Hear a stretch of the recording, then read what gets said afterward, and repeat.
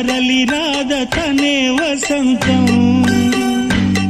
తన దరికి రాని వనాల కోసం తరలి రాద తనే వసంతం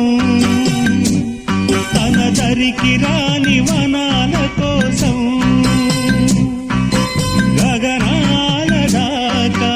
అలసాగకుంటే మేఘాల రాగం ఇలా చేరుకోదా తరలి రాద తనే వసంతం